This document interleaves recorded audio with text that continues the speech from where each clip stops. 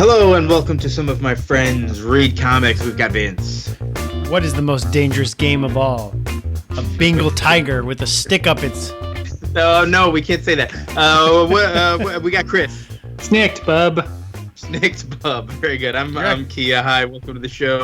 In case that didn't give it away, we're talking about some Wolverine today. Yeah, we're talking about Weapon X, which was a kind of like a mini series. It ran in pieces in a comic called Marvel Comics Presents, which was one of these like kind of anthology things where you'd get 3, maybe 4 different stories throughout the course of it. And for how many issues was this? 14 issues? 12 issues? 72 to 85? 85. That would be 14 issues. 14, yeah. Yeah. For 14 issues, there was this Wolverine story in there by Barry Windsor-Smith.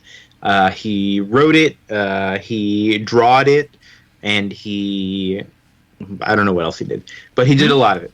He colored it, too. He's colored it as well. And did a little bit of lettering. This guy's a one-man package. Yep. And this is supposedly like one of the all-time classic Wolverine stories.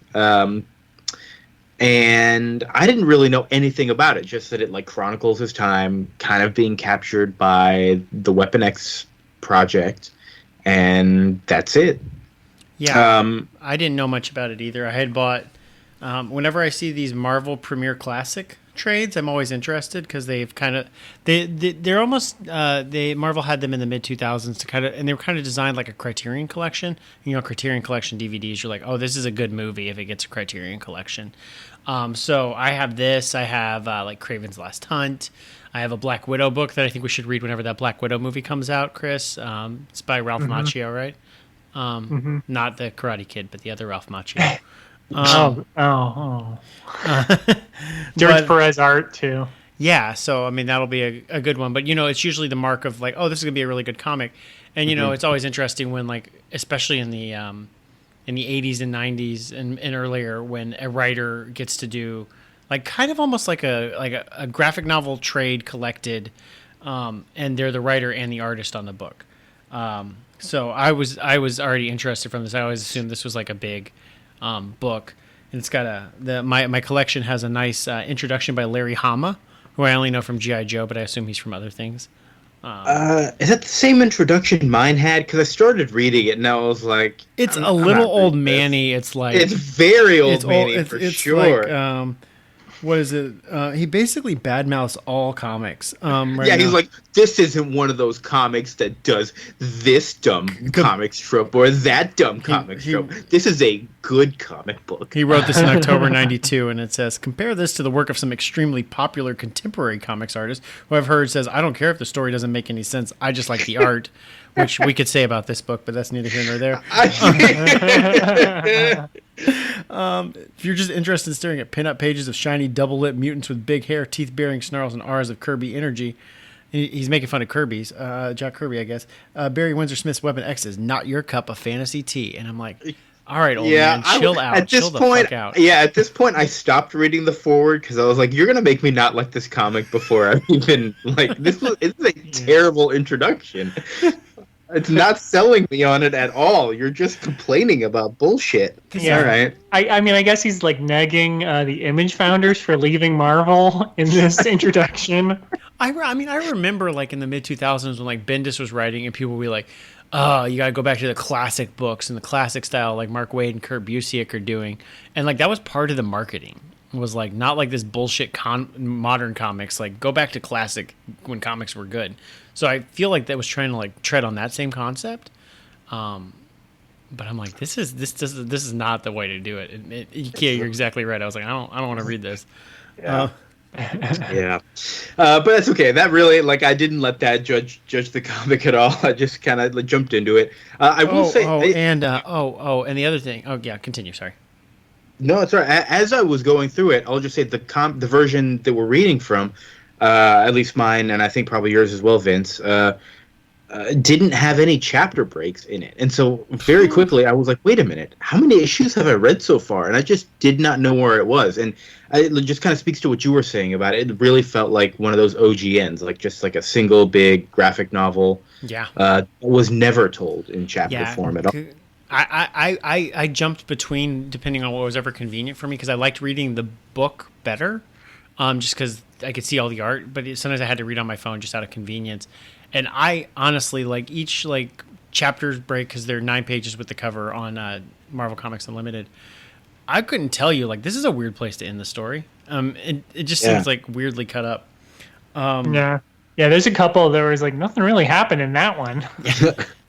Yeah, and so, like, just reading it all at once, I didn't get that feeling at all. I was just, like, I found myself occasionally trying to guess, like, would that be where there's a cut? Oh, maybe here there's a cut, but I really have no idea. Yeah. Did you also, this is kind of jumping to the end, did you get thrown, because my trade collection is like 152 pages, but the book is only 125 pages. So, and the rest of it's like extra materials and covers. So it ended very abruptly for me, because I thought I had 30 more pages to go. Yeah, same for me. I thought there was, like, at the very least, there's like this weird interlude thing afterwards, and I was like, wait a minute, what is this part of the story? But it's immediately afterwards. It felt like I just didn't know what was happening. Yeah. It was very abrupt.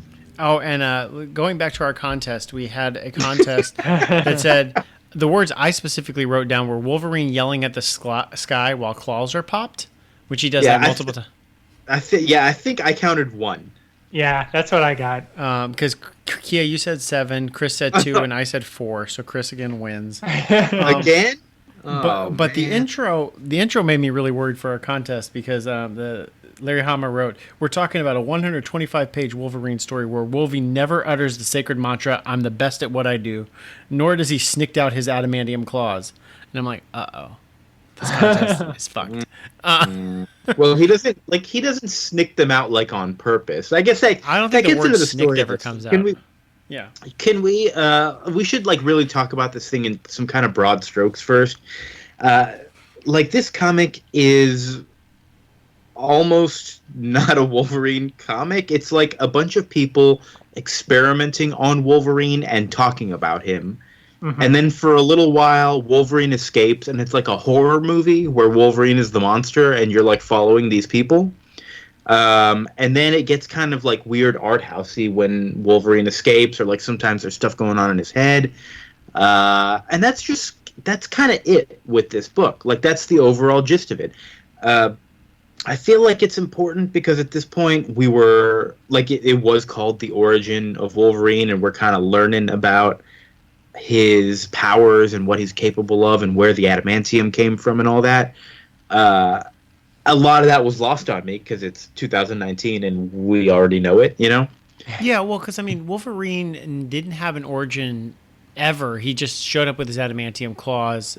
When I remember the first movie came out in 2000, and then I remember the movie saying, we're going to tell his origin, and the comics are like, well, we don't have that origin. And the movie's like, fuck it, we don't give a shit. And they came out with that book, Origin, with some Kubert art. I can't remember who wrote it now off the top of my head. I think it was Paul Jenkins. It could be right. Yeah, you're right. That's right. But this, I'm assuming, is where like a lot of the imagery for the movie of like Alkali Lake when Wolverine's having his surgeries. Mm-hmm. That's all straight from here. And Chris, was this the first time they ever really showed that? Because Wolverine had been around since the mid-'70s. I haven't read much solo Wolverine, but it was never in an X-Men comic. Okay. Like explaining where he was. Like very early, they talked about him potentially not being human, and then they just never explained, like, you know, he went to Japan and he spoke Japanese, and people like knew him by another name, and he's just like, yeah, I've been alive a long time. Okay. So like that, there's always like mystery about it, but you know, there was never a like, this is what happened. And I think that was the cool thing about Wolverine that they kind of lost by writing a pretty crappy 2000s miniseries about him. And even this book doesn't really answer a lot of those questions that you were talking about. It does say, like, it keeps hinting at his like healing power, even though, like, I guess at this point comic readers already know he's got a healing power. but the people at Weapon X don't know, and they're just constantly surprised by it. I think that was one of my favorite things about this book is watching them discover Wolverine's powers and just kind of logging everything and be like, wait a minute, I shaved this guy clean just a second ago. What's going on here? So I can relate to that. Into it? I guess so. Yeah, I don't know. relate to that. Yeah. I don't. It is going to be difficult to talk about this book, I think, because I think this episode of the show has set a record for least notes that I've taken, because there's not really a lot that happens. Oh, by the way, stick around at the end. We got to talk about All-Star Superman #6. Yeah, got it in. All right. Yeah, there's not a whole lot happening. Where should we? What do y'all want to start with? I don't know, and I don't want to go blow by blow either. I think that's a bad idea for this book. So, yeah, let's talk about... I think there's 3 stages. Wolverine being tested on, Wolverine, like, trying to escape and destroying everything, and then the weird aftermath stuff, which I guess, yeah. So, yeah, while he's being tested on, any particular moments that stood out to you? Well... Okay, Chris, go ahead first. I was gonna say he doesn't start being tested on. He starts being in like the Canadian, like, you know, out in the Yukon or wherever, and you see he has like a personnel file. He was dishonorably discharged from something. He is talking about how he has anger issues or whatever, and he's like staying in like this like someplace where with junkies, like Skid Row type place. Before basically the Weapon X people just show up and just shoot him with a tranquilizer and then beat the crap out of him. Yeah, that all happened so fast that I completely forgot about it. But it was nice. It was, I think, one of the few times in this book that we see stuff happening like outside of Weapon X, and it did like build a nice sort of little environment and world to see Wolverine in. And I was excited to get more of that. We didn't get any more of that, though. Yeah. It's a weird chapter, though, because it's got, like, some of the scientists. It's got them hiring Miss Hines, who's another scientist that figures into the story later. It's got Wolverine, but he doesn't have any narration. He's just kind of there. So it's kind of... And the book really isn't about Wolverine or being in his head, especially in the first half. So it's... I'm reading this, and I'm like, I don't know what the fuck is going on here. I'm not...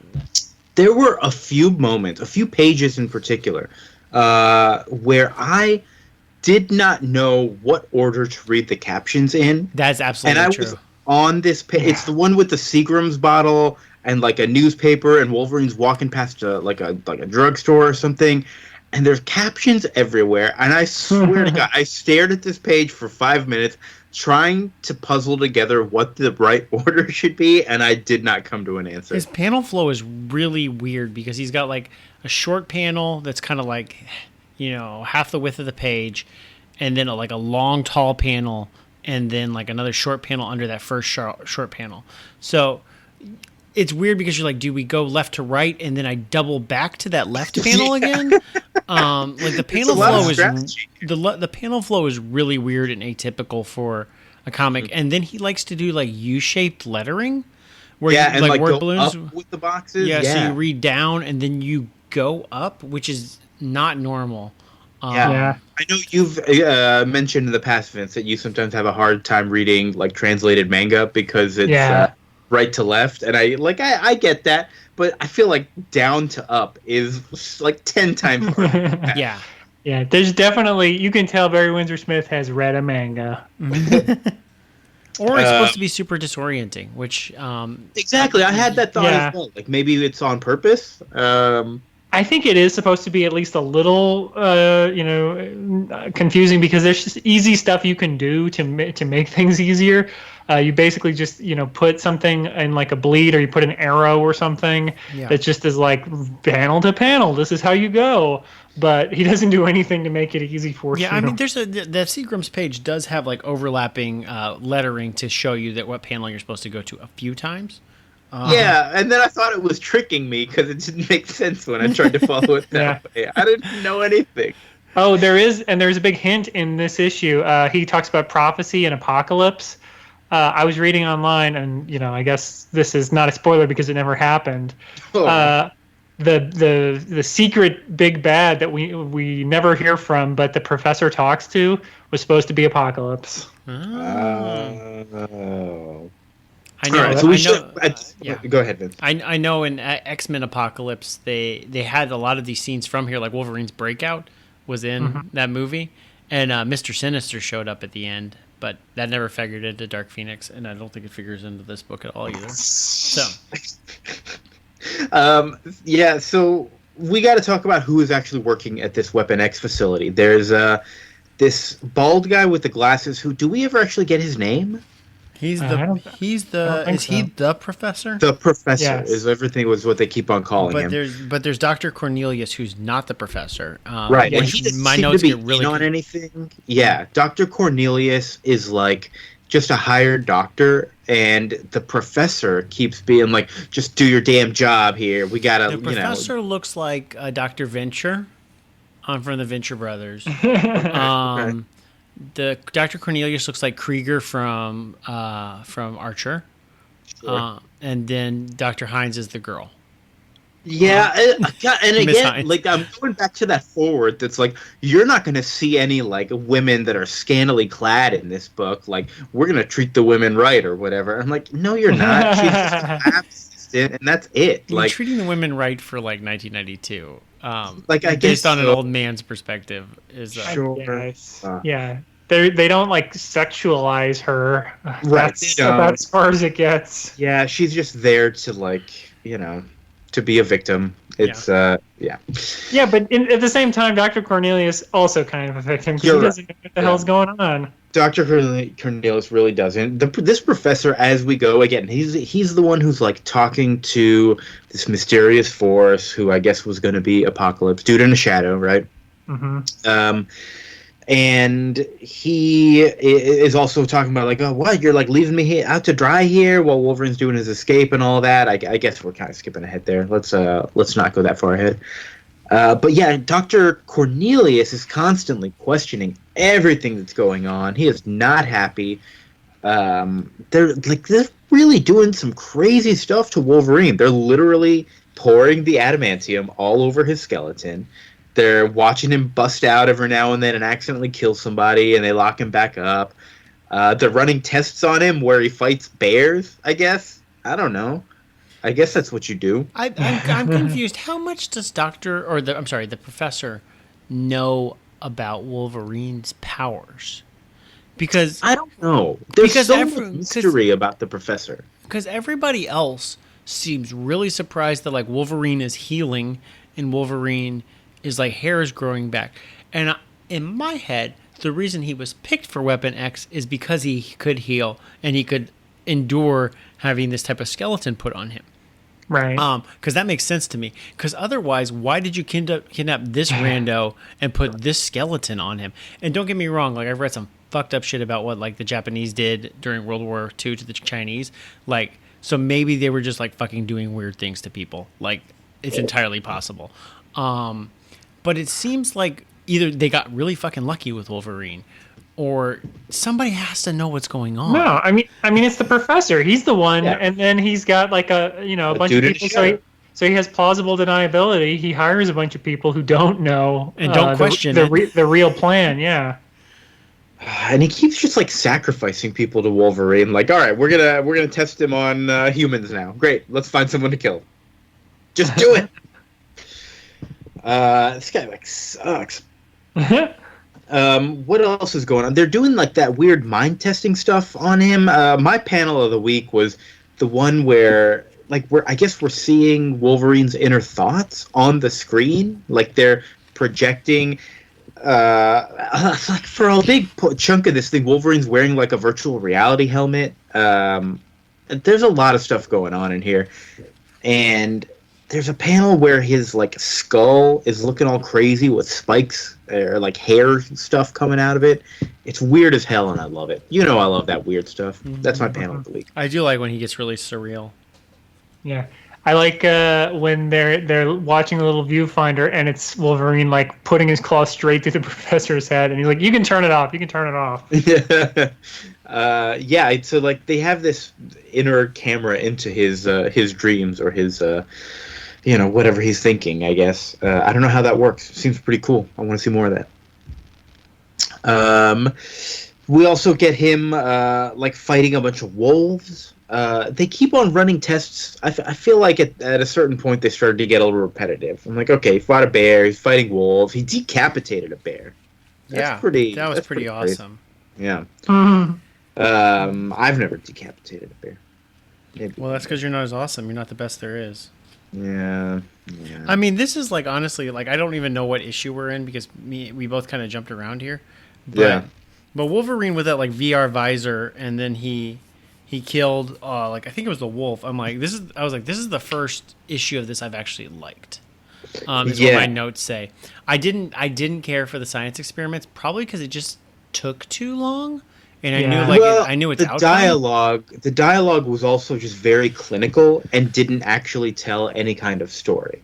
Yeah, and so it felt like I'm just reading like, okay, gobbledygook, great, let's get to something. Yeah, 73 and 74, really nothing happens. Like, it's literally like, Doctor, he's waking up. He has claws, and it's like, yeah, we all know. Like, and again, like, I think the professor already knows that this is. He's like, yeah, stupid. Yeah, and so I think this is written in an anthology with 8-page chapters. I feel like the first 6 issues, if they were 2 regular-sized issue or as an OGN, totally fine. But the fact that I read 6 of these motherfuckers and nothing's happening. Like, I was like, I don't like this. And then he killed a wolf with that visor, and I'm like, this is cool. I'm all right. I'm on he's board. got like what? He looks like what did I write down in my notes here? He looks like a virtual reality laser tag Ghostbuster Clawman. That's what I wrote. It's in X-Men Apocalypse. He wears that outfit. Does he? Yeah, he does. Hugh Jackman. Maybe I should watch the movie. Okay. I mean, it's not good. It's like I shouldn't watch it. So Wolverine somehow has. He got an adamantium skeleton. He has the bone spurs. In the 70s, fights Magneto in X-Men Days of Future Past. Then somehow gets captured afterwards and by Weapon X. I don't know how his timeline figures into that, but somehow he got caught like 10 years later. Well, no, I don't know if this is. We don't know when this is set, right? Yeah, this would be in the 60s or 70s because it's before his first appearance. Yeah, this is like before everything. Yeah.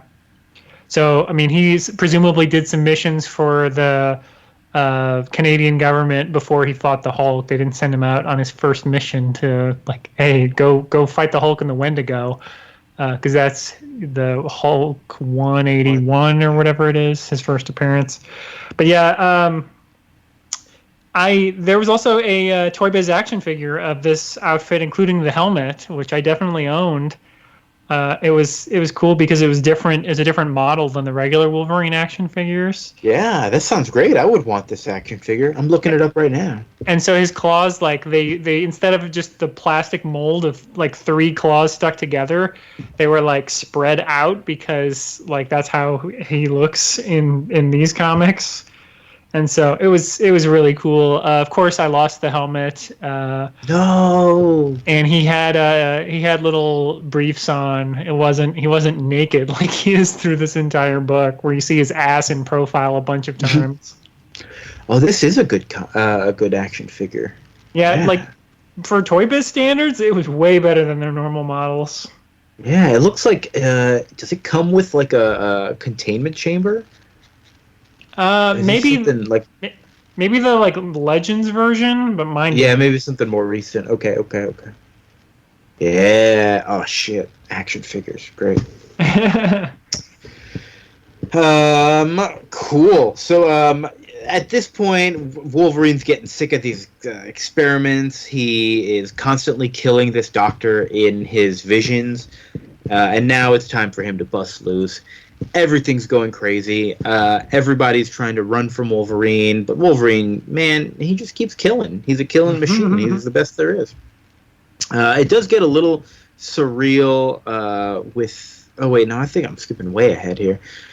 They go through, like, basically kind of what I was talking about, a whole horror movie thing, where these 3 people, the Professor, Dr. Cornelius, and Hines...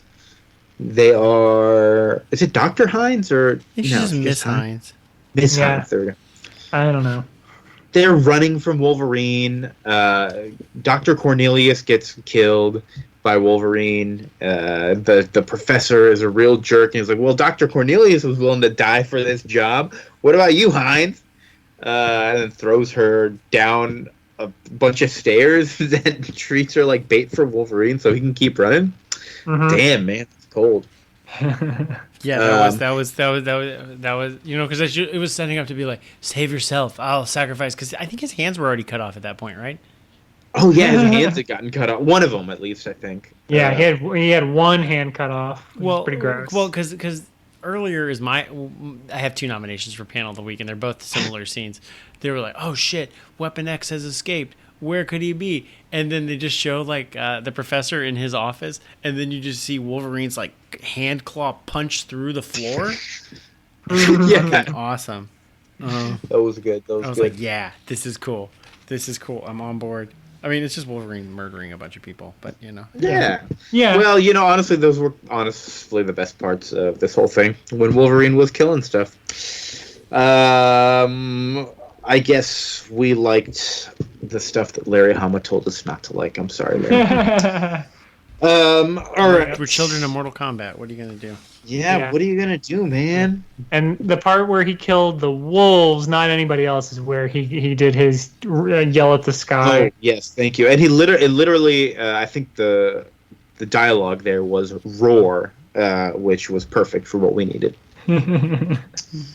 So after Wolverine kills those 3 people, the professor, Dr. Cornelius, and Hines, we find out that this was all just another one of the visions of Wolverine's, and they're keeping tabs on it, and they're talking about it afterwards, oh, I'm surprised Wolverine did this after he learned about this in this scenario, and Professor, I'm surprised, a nice little wrinkle about having a secret boss in the shadows, and you don't know what's going on as well, because boy, that would be really pathetic and sad, and you did a great job of acting and making yourself look pathetic and sad.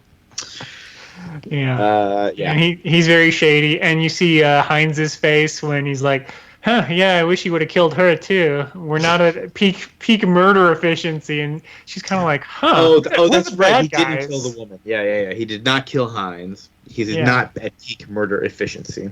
Yeah. So Hines is like, "Are we the baddies?" to Dr. Cornelius, and he's like, "Yeah, probably. I don't know."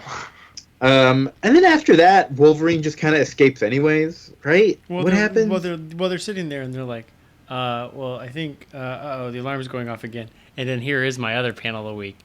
Then the claw just cuts through the door, and they're like, shit. Which, honestly, I didn't the book there. There's an extra page after that, and then an interlude. But I'm like, that's where you end it. That's where you end it. It's a good panel of the week.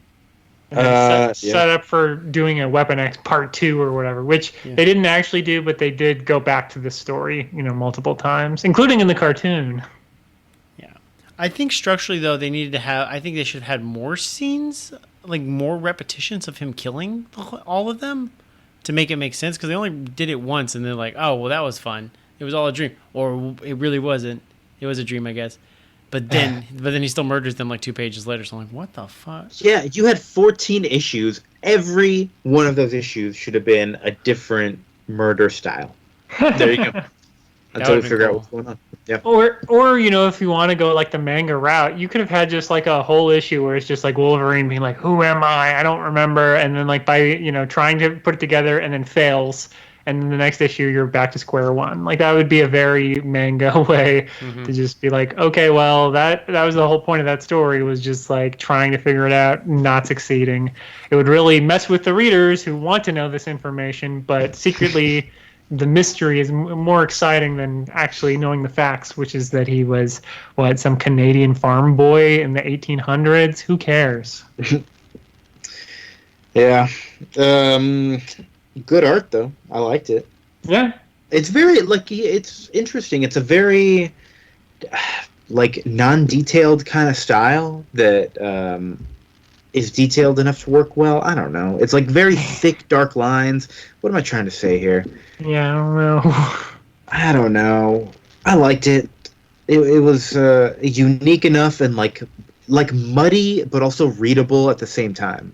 It's I don't know. Something like that.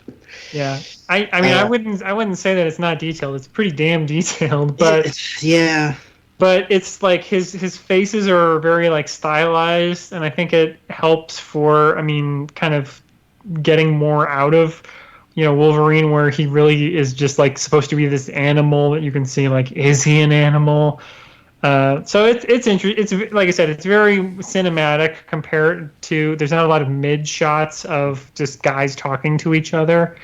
And some of these, like, there's a really cool one here as I'm just kind of flipping through it, of Wolverine with like his what do you call, like battery packs.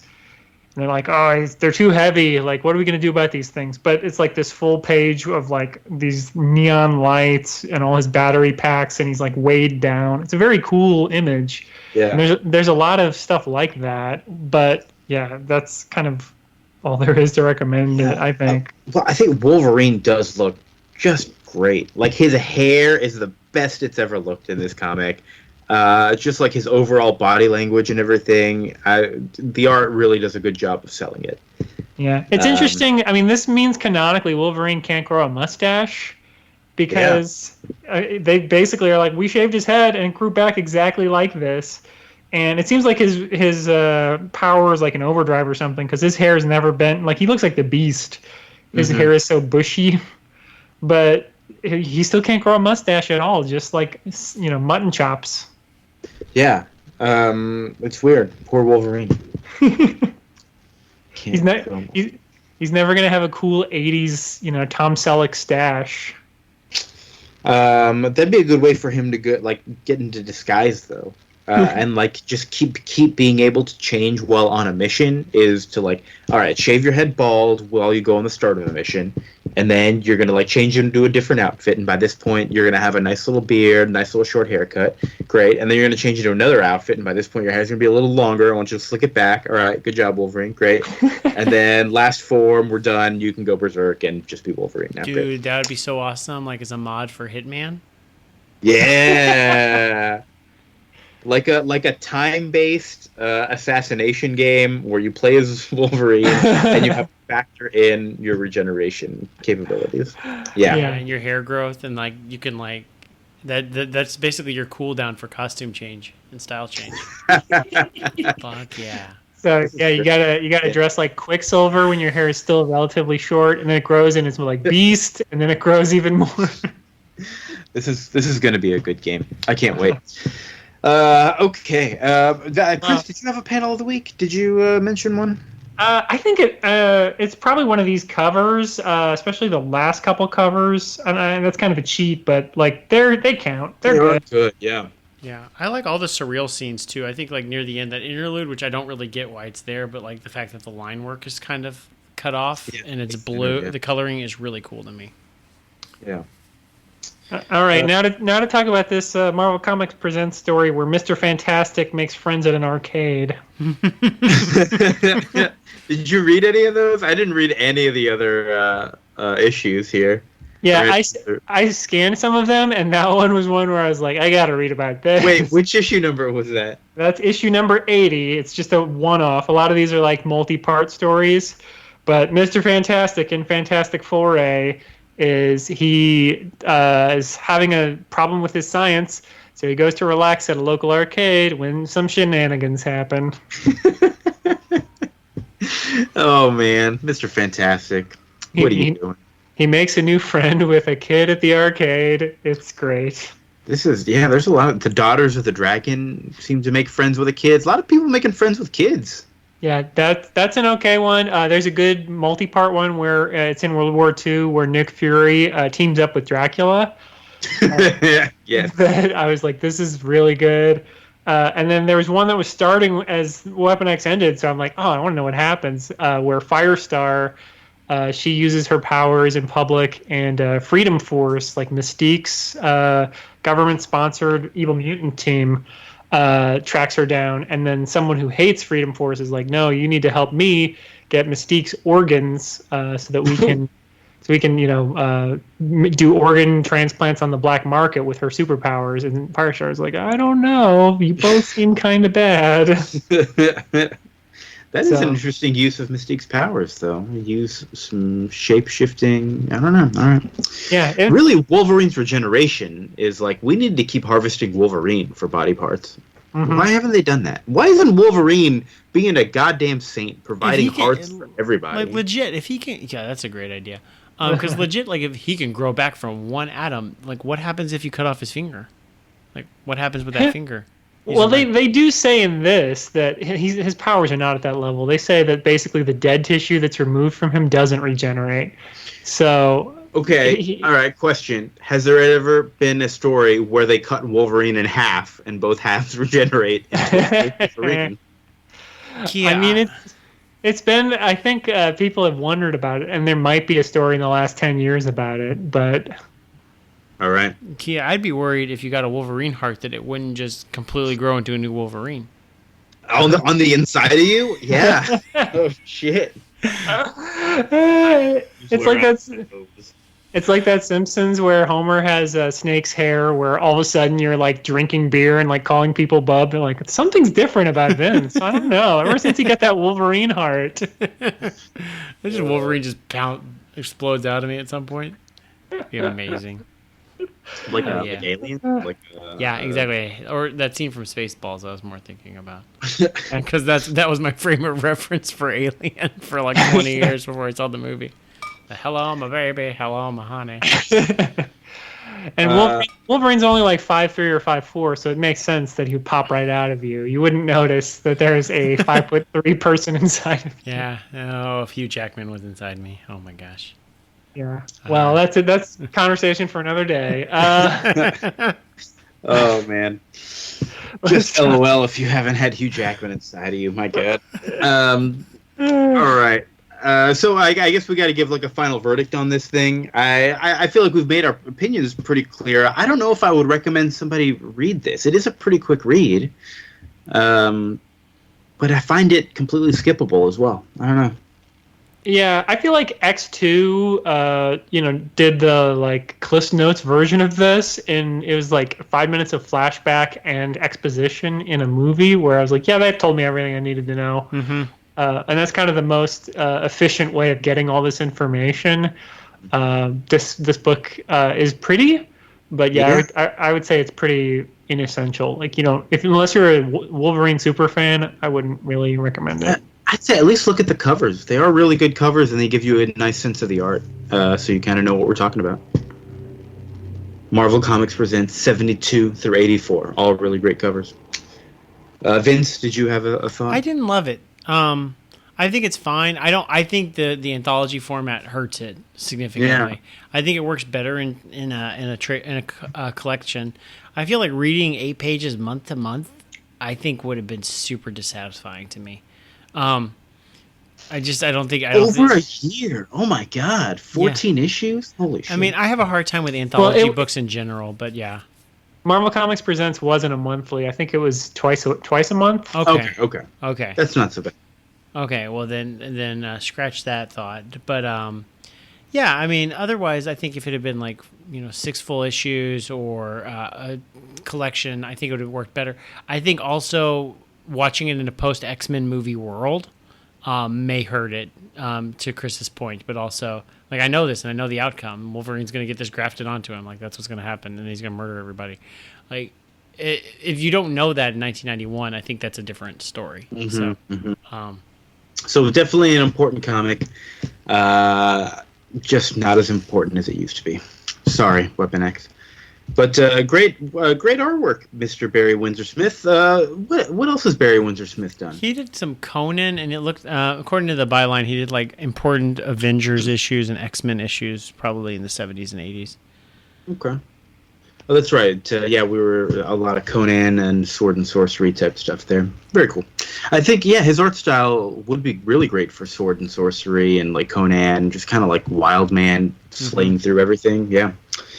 All right. Are we ready to move on to All-Star Superman number 6? Yeah, more importantly, Crypto the Super Dog. Crypto the Super Dog is all over this. This whole thing is, this issue is set in the past when Clark is, I guess, college age. He's still living in Smallville, studying to be a journalist. Have we ever seen like a Superman the college years? Because I kind of like forget that Superman would have gone to college. He was just... I always think like, okay, high school in Smallville and then off to Metropolis, and that's it.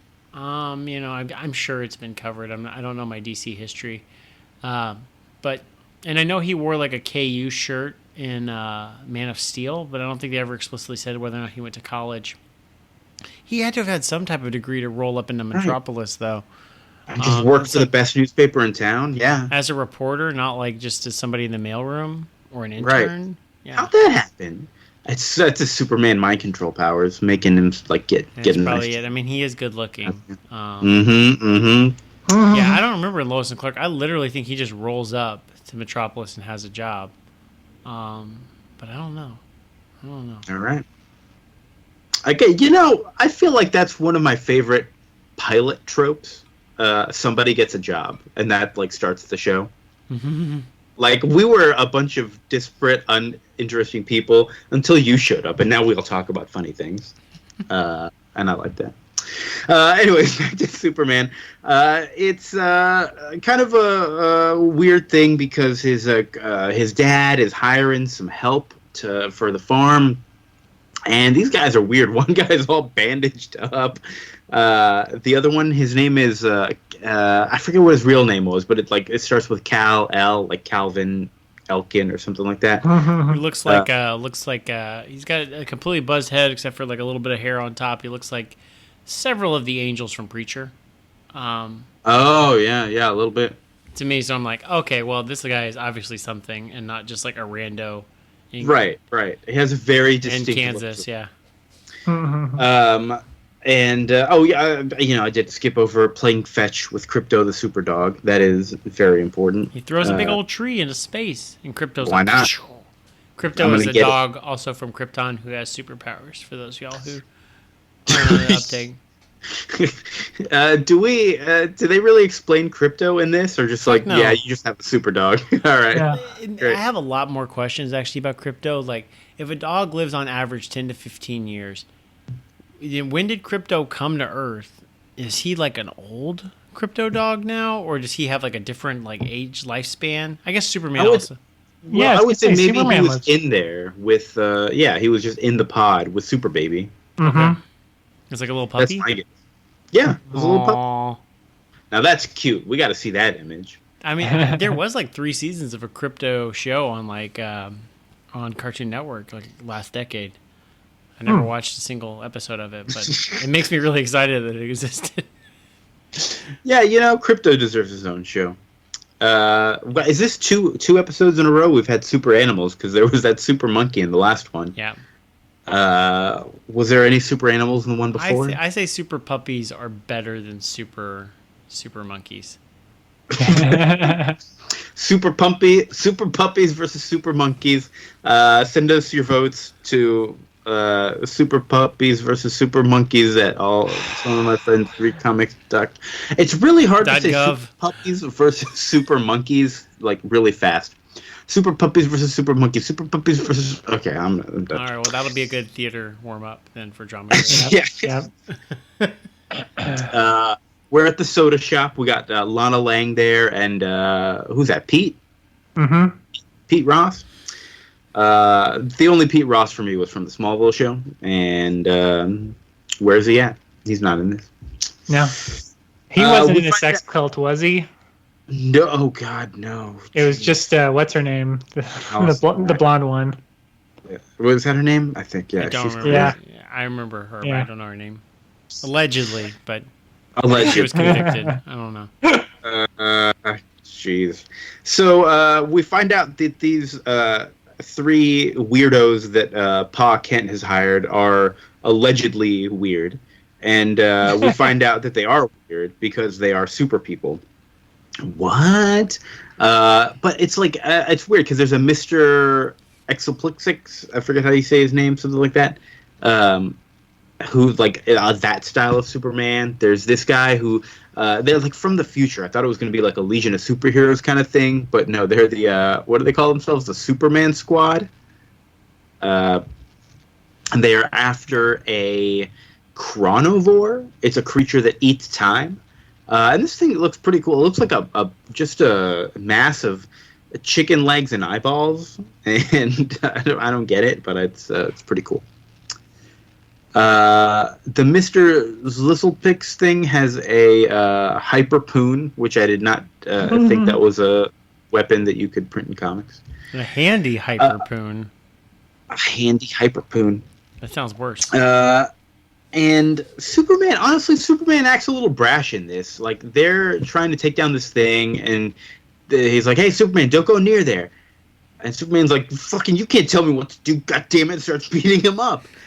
He's super mad. And the guy's like, listen, you went and fought that thing, and it just ate 3 minutes of your time, and that's the 3 minutes during which your father had a heart attack. Oh, and Superman's like, no, I can save everybody. I gotta do it. And they weren't at the funeral. Oh, shit. Ma Kent looks so damn sad at the funeral. It kills me. And it's, just some sad business. I feel like I don't remember anything that happens in the rest of the story at all, but we get what I feel like is a little bit of foreshadowing where this other golden-looking Superman from the future leaves this immortal rose or something. I like this Superman. He's got almost kind of like a yin-yang-y symbol, but it is still like an S in the middle. It's great. That's the Superman I want to be. Bandaged Superman was our Superman that we've been following. Mm-hmm. Oh, was that? That was it. Yeah, because he time traveled back to see his dad one last time. Oh, I missed that. Yeah. Oh, shit. Future Superman going back in time, bandaged up, seeing his dad. This is the best disguise. I mean, he might not recognize him. There's multiverse of Superman. He didn't have to cover his face. Well, he did. He just had to put on a Superman costume with a big old question mark. I don't know what Superman I am. I do like that he had a question mark on. I was like, first off, I just like that everyone had a slightly different kind of S on their chest, or none at all, or whatever. But yeah, his question mark was great. I didn't even. How did I not catch that, man? I'm an idiot. Yeah. Have you seen the Crisis on Infinite Earths? They started to do some more announcements for that, for the CW's Arrowverse crossover. No, not. So Brandon Routh, who played Superman in Superman Returns in 2006, is coming back as Superman. Okay. To show alternate universe, but he's, according to trademarks, he's not allowed to use the suit he used in that movie. For some reason, even though everything's owned by WB, I guess he'd have to pay the costume designer or something. Okay, so he's using the Kingdom Come costume. Okay, it's cool. But Kevin Conroy's going to voice the Batman in it. That was announced today, or the day of this recording, Sunday. So wait, how's he going to voice a real human? He said he's going to be He said he's going to be Batman. I'm like, I can't imagine they would put Kevin Conroy in a costume. Unless it's Old Man Batman. God damn, that'd be awesome. I would watch that. That would get me to watch one of those shows. I'm still secretly hoping that it'll be... I'm not secretly, I'm very publicly hoping that it'll be animated. Like how Spider-Ham showed up in Spider-Verse, just straight up, or like a Roger Rabbit character. I'm the cartoon Batman. I would love that. But Burt Ward is coming back to play Robin. It's going to be from the 60s. Yeah, that sounds like the fun stuff. Yeah. Keep me posted. I might watch it. It's still going to be like a 5-episode crossover. It's going to be 5 fucking hours long. So, and I'm not going to know what's happening. I know. But I'll keep you posted. But just thinking about the different Superman costumes, they're going to have some of that cool stuff in there. So. We should read a comic book with lots of costumes soon, because costumes are really the only reason anybody reads superhero comics. Let's be frank. That's right. So yeah, one day we'll read a book. We'll read a comic book adaptation of Joseph and the Amazing Technicolor Dreamcoat. It'll be great. Yeah, that's where we're going with it. Is there anything else we got to say about Superman here? I think it's pretty good. A little more back on track over the last 2 issues. Stuff I care about a little more. A little more weird sci-fi. I didn't like Quietly's faces in this one. I think the way his Clark looked at the beginning looked off to me. His scenes with Pa Kent, I didn't like the faces. But that Ma Kent at the end, she's so sad. Ooh, she's so damn sad. She's a chubbier Ma Kent than I'm used to, also. And Crypto, like Crypto. That's right. Looked good. Yeah. Yeah. Yeah, it's funny. I mean, I'm probably a bigger fan, or at least they're not easy to find now. But the Supreme stuff that we did, like this, keeps reminding me of it so much. Definitely, yeah. I could tell as I was reading this, like, damn it, Chris is going to bring up Supreme, and yeah. But I honestly, like a council of fucking we're the Council of Supermen. I get tired of it, like Council of Ricks, right? Yeah, I do like Council of Ricks. Right. Like anytime there's different multiverse people coming together for like a convention of whoever the fuck they are, it's the best, and I'm happy every time it happens, and that's it. But it's even, I mean, like there's one of the Supreme issues that's a lot like this one where he's like young Supreme or whatever, and then a gang shows up, and then it turns out they're like members of whatever their equivalent of the Legion of Superheroes is. And they like wave at him from their like time lighthouse or whatever, and he like sees himself in the future and like, hey, look at how buff I get. Yeah, I was thinking this whole story seemed a little familiar. I thought maybe I had seen like this chronovore thing in an episode of I don't know, either Justice League Unlimited or what's the good one that I haven't watched the new season of yet? Young Justice? Young Justice. Damn it. How did I forget the name of that? One of those shows had like something that I felt was super reminiscent to this. But yeah, I don't remember it. And I do think it might have been Legion of Superheroes instead of a Superman Squad. Great. Superman Squad. I don't like that name. Sounds like cheerleaders. That's all I got to say about that. And I think we're ready to talk about next time here. Next time we're coming up on September, and everybody knows this September 2019 is the 25-year anniversary of Maximum Carnage. Is that what we said? Yes, we're doing Maximum Carnage. Yes, of course that's what we said. 25th anniversary of the video game. Of the video. I'm sorry. The comic was, I think, 1993. It was a year before, which is a quick turnaround. Especially for video game world. But yeah, I was thinking about. He's basically, this is one of the ones I've always wanted to read, and we've been doing a lot of two-parters, so I said, fuck it, let's do it. Yeah, fuck it, let's do it. I had one issue of this. I think like issue 3 or 4. I don't know. Part 3 or 4. This is, of course, is not written that way. This is written. I don't even know how to even approach this. So this is like a 14-part crossover between all the Spider-Man books. I'm not even going to list which ones they are now. You can look it up. And I'm sure if you have like a Maximum Carnage trade of some sort, they're listed as part 1, part 2, part 3. They'll jump around accordingly, right? It's 14 parts. We're going to do the first 7 next time. Yeah. Vince said, go ahead. Marvel Unlimited, as Chris pointed out to us, has a comic events section, and Maximum Carnage is under that, and they got the connective tissue. So if you went to Spider-Man Unlimited number 1, which is the first issue, if you went directly to that issue through Unlimited, it wouldn't take you to the next issue in Maximum Carnage.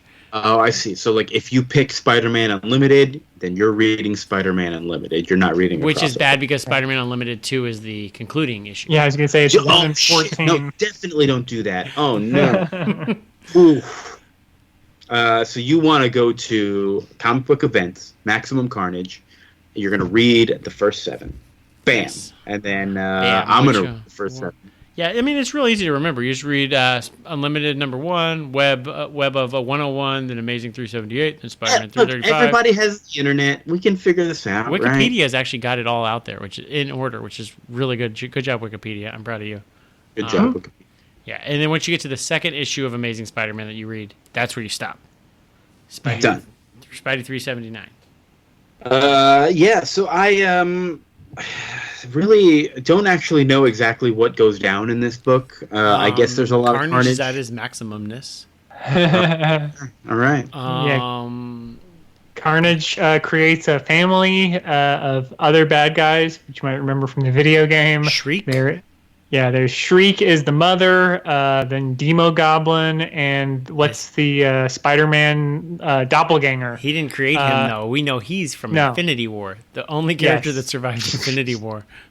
Yes, they find a doppelganger. They adopt him as their evil son. And then they get Demogoblin and Carrion, a couple of minor villains, to join up with and to form like a villain gang. And then Venom somehow is able to frequently travel back and forth from San Francisco to New York on a vigilante salary, and joins with Spider-Man and then some other friends. Black and Cat. We haven't had any Black Cat. It's basically exactly what the beginning of Weapon X was saying. Like, these are bad comics. Like, this I can't wait. This is a bad comic. Like, it's just a bunch of fighting and silly stuff happening, and Mary Jane worrying about Spider-Man and quitting smoking. It's fun. There's a lot of PG ultra violence. So if that's what you like, yeah, that's exactly what I like. I remember the issue I read. I remember my mind being blown that Peter Parker. I think Eddie Brock just goes into the window of Peter Parker's apartment, and they all both have their masks off, but their costumes, and then Black Cat's there, and I'm like, what? They all know each other's identities? And I couldn't handle it. As an 8 or 9-year-old, I couldn't handle it. I beat a kid at Pogs to get his issue. Whoa! Wow! They gotta shut that down. I have a question. Has there ever been a comic called Minimum Venom? There is Minimum Carnage.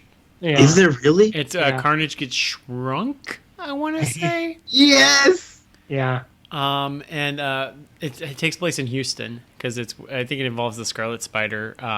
That when Kane was the Scarlet Spider, is like maybe. This sounds great. Look, can you put this on our list? We got to read. Oh, that's right. That's right, because Carnage destroys the Galleria and then destroys Space Center Houston, which is like an hour away. I don't know how he went on that rampage, but he did. He got on a car, got on 45, dealt with traffic. He's like, I'm gonna destroy Space Center. I don't care. We gotta figure out an over/under for Maximum Carnage. Ooh. This could be tough. What's a Spider-Man trope? Oh man, so number of times Mary Jane is about him. I was gonna say number. It's bad because we have to like count like number. I was gonna say number of weapons that Carnage turns his hands into. That'd be tough to count. Would be possible though. Do you count claws every time, or just hand claws? Or I was thinking like a hammer and sickle. Axe? Yeah. Because sometimes he makes them like rake-sized, which I feel like sort of counts. I don't know. It's tough. It is tough. That's a tough one to judge. Oh yeah, that reminds me. Speaking of rakes, that reminds me that there was a good Marvel Comics Presents story where it's like Doctor Strange sees a Freddy Krueger movie with I don't even know who his girlfriend was at the time, someone who wasn't his normal one, and then he's like, "Don't worry about it. It's just a movie." And then he goes to sleep and then starts having a nightmare, but he doesn't realize it. He's like, "No, there's home invaders in the house. Like, what's happening?" And then Freddy Krueger shows up and he tries to use his magical spells on him, and he's able to just like cut through them. And he's like, "This shouldn't be happening. What? Oh, this is Nightmare. Nightmare's just messing with me." But it was like a Freddy Krueger like thing in a regular Doctor Strange comic. Yes, like it looked just like him, like his burned up face and everything. He just wasn't wearing the sweater. Okay. But yeah, I was just like, this is pretty good. Yeah. And then he basically unmasks that it's Nightmare. He's like, "Oh, I'm just dreaming." Like, go to hell, Nightmare. Yeah, get out of here. And he's like, "Damn you, Doctor Strange. One day I'll get you." Doctor Strange must never get a peaceful night's sleep. Yeah. So how about how many times Peter mentions Uncle Ben? Or Power? Yeah. Ooh. Mm-hmm. How many Uncle Bens? Or says something about power and responsibility. Yeah, do you want to do that or power and responsibility? We can count both. I doubt it's going to be that many. I think so. I think references to his origin. Okay. Is that fair? References. So even like Bitten by Radio. No. No. Okay, so references to the lessons of Uncle Ben. Yes. That's a good way to say that.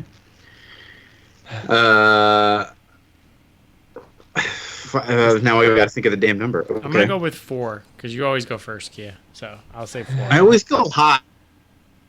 Actually, yeah, you always do go high. 40. You're gonna go 40?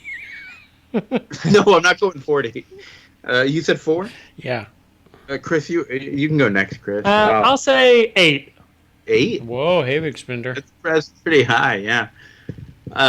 You know what? I'm gonna take the Chris route this time. I'm gonna go low. I'm gonna sneak under y'all. I'm gonna say 1.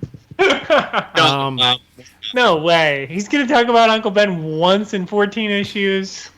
And this is across all 14 issues. Okay. Shit. Okay, hold on. Can I change my answer to 14? Hold on. It's gonna be one. It's either 1 or 14. I gotta pick. Kia's method of once per issue has not done very well for him. It really has. No, I'm sticking with my gut. I'm going to go with 1 this time. Okay, so across all 14 issues. So we're going to have a check-in at the end of this part 1. Okay. Oh, yeah. This is shit. I might be out of the running after the first half of the damn thing. All right. No. Cool. Let's do it. All right, cool. Right. Great. I think it's time to go. Chris, what's going on Your Stupid Minds? We just did an episode recently, a good, bad movie anyway, Blind Fury, which was a lot of fun. Rutger Hauer unfortunately passed away last week, and so we wanted to do a fun B movie that he is the star of, where he is a samurai who is blind. Nice. Great. Vince, you got anything going on? Nope. Just Bruce is about to start kindergarten, so I'm gearing up. Wait, only kindergarten? Boy, that kid is smart. I could have swore he was in 4th or 5th grade. Yeah. I mean, he's ready. He was asking me, like, so what do I do after college? And I'm like, ready. Wow, calm down, man. I know. Yeah. Ready Right. Yeah, let's end this episode by saying that we are ending this episode. Yeah. Thank you, Vince. Thank you, Chris. I'm the best there is. The best there was. I'm doing who am I doing? I'm doing a wrestling guy. The best there is, the best. That's Bret Hart. Never mind. And not Wolverine. Bret Hart would have made a pretty good Wolverine in his heyday. He's Canadian. Mm-hmm. He's kind of a cowboy. Similar kind of a build, I think. He's a hitman? Yeah. Oh, my God. Bret the Hitman Wolverine? Damn. That would have been good. Okay. Can he grow mutton chops? I don't know. I've only seen him with floppy wet hair, but no facial hair. Well, they've got special effects for that kind of stuff. Right? So I think it'll work out all right. All right. Good night, everybody. Thank you so much for listening. We'll see you next time. All-Star Superman number 7 and Maximum Carnage 1-7. Bye.